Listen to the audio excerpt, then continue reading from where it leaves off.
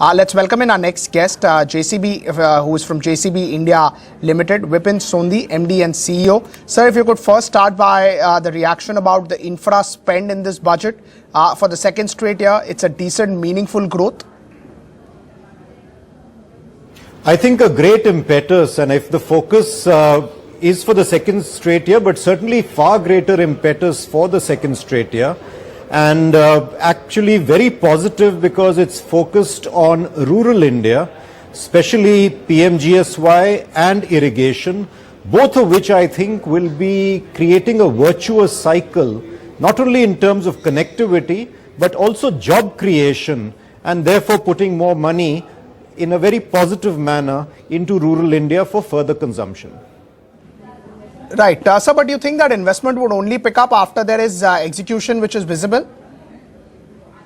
You know, in a sense that the roads and highways sector had already started showing movement in the last 4 months, and execution ultimately is going to be what will matter. So actually we need to start executing from tomorrow onwards to make these funds allocation a reality, and that's where the test lies. Right. As far as infrastructure, the focus over there is concerned, nothing was spoken major about Make in India and GST in the budget. Is that a bit of dampener? I think since GST is already in Parliament, I guess there had to be perhaps just a mention about it, but an overarching comment was made on progressive taxation and no retrospective taxation.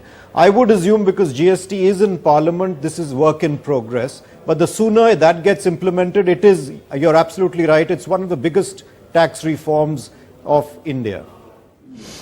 Can you also talk to us about, sir, asset quality, the problems that the infrastructure sector is facing? You think big credit availability will also be an issue? I think so. I think fundamentally, of course, for what the finance minister has announced, he would have created fiscal space for it, either through budget or through off budget like bonds, etc. But coming back to the NPAs with public sector banks and therefore with some leading corporates, the 25,000 crores for recapitalization of these banks may sound to be a small figure. I think a larger number would have given a lot more confidence. But is it an issue? It is, and it has to be addressed for the credit cycle to revive, with banks lending more and more to the infrastructure sector. Right. Where do you expect infrastructure growth to come in? There were no major infra SOPs also that was given. So how will essentially, liquidity be available for the sector? No, you're right about it, and therefore it has to be public spending. There is no other traction at the moment. Having said that, I think private sector has to come in. One is, of course, through the revival of the credit cycle.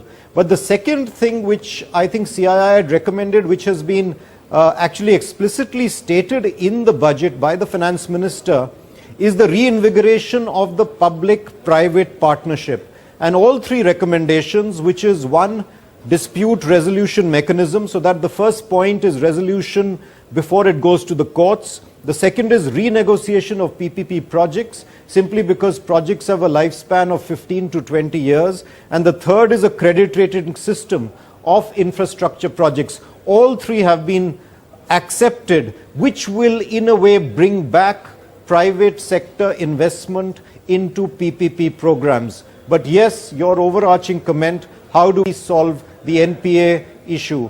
Some amount of money has been allocated, but we've got to see a roadmap on how that's going to be done. Sir, thank you so much for taking out time for us. Always a pleasure.